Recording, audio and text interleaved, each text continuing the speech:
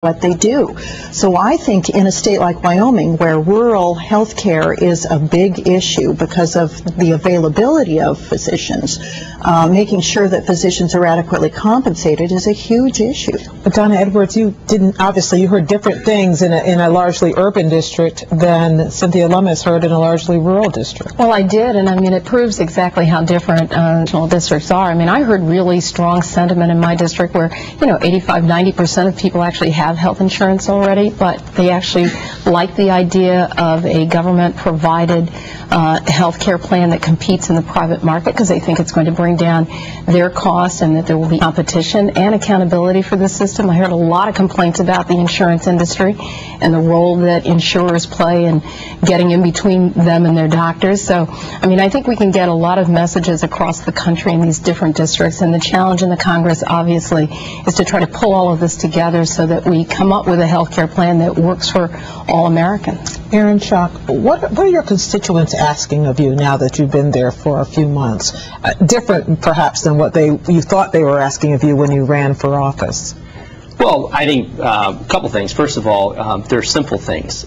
People expect us to provide good constituent work. This is not something that's slick and glossy. It doesn't involve ribbon cuttings or groundbreaking, doesn't require us to pass legislation, but they want somebody, I think they expect all of the freshman members and all 400 members to be responsive to them. When they have a problem or a concern with the federal government, they expect us to go to bat for them, to be their advocate, to be their representative at the federal level. That's a core part of our job. Second, with legislation, they're focused on the economy and they're also focused on health care. And to my colleagues here's point, I think they expect us to work together. When I talk to Republicans, Democrats, Independents, not a one of them like to see the partisan divide, not a one of them like to see the anger and the infighting that has been created over the summer break on sides. And they're hoping that there can be some common ground and finally some solutions. The overwhelming majority of Americans believe we need health care reform. The overwhelming majorities of the Congress believe we need health care reform. What we need to do is find that common ground, a bill that can get both sides to come together and get a majority support. We have represented around the straight, young, military offspring, state house, business background, all kinds of backgrounds.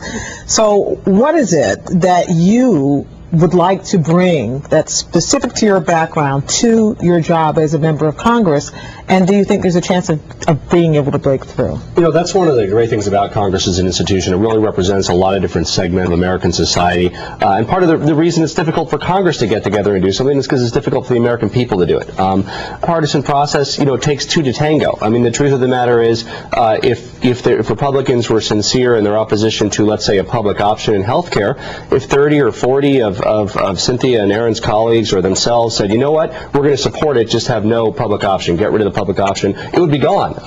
I'd be sorry because I support the public option, but the Republicans have that in their ability to kill the public option and pass health care reform, but they've chosen not to, chosen to be a party of opposition. I try to bring an approach, new and innovative thinking. I've succeeded in sort of starting both a charter school, small companies. I bring the small business perspective to the health care debate. I think what we do in health care has got to be good for small business, which is very much mainstream America, major engine of job growth. And it is, because small businesses suffer today from paying more to cover their employees than most large businesses do. Cynthia Lummis. It's so nice to serve with this group of people because I know that Jared gets it when it comes to business and on the entrepreneurial front lines. He knows the needs for capital. Bipartisanship right here. Well, and I sponsor some bills with my colleagues. Donna went to Afghanistan, and we've talked about the need to make sure that women in Afghanistan have an alternative to growing poppies. And Aaron is involved in the Transportation Committee, which is hugely important to my state because highways are the lifeline for the state of Wyoming. People at this table bring something to my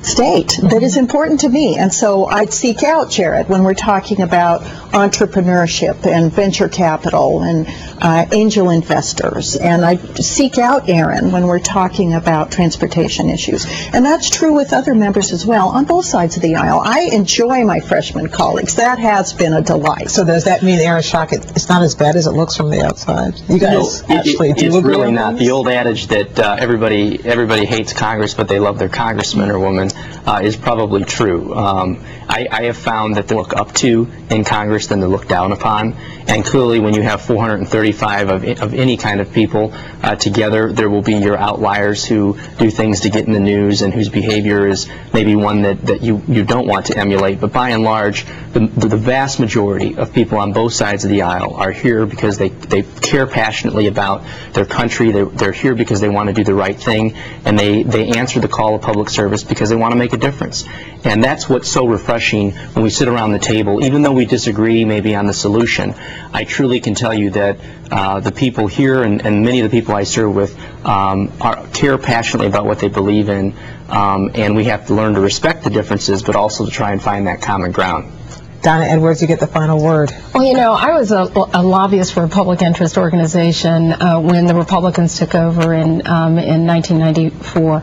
And so I remember the same sort of jockeying around this question of bipartisanship. What I will say is that we also serve on multiple different committees, and I think that many of us have chosen to focus our work in our committee assignments learning the issues that are in front of us. And these aren't necessarily the big issues that hit the day, but they're each important to the American people, whether it's transportation or air and space or education and land. And we've chosen to focus our efforts in that way to learn what we can both about the process, about our colleagues, and working together. And so I'm just looking forward to a long career in public service. All right. Well, I wish the same for you all. It was a pleasure talking to you. Thank you very much. Thank you.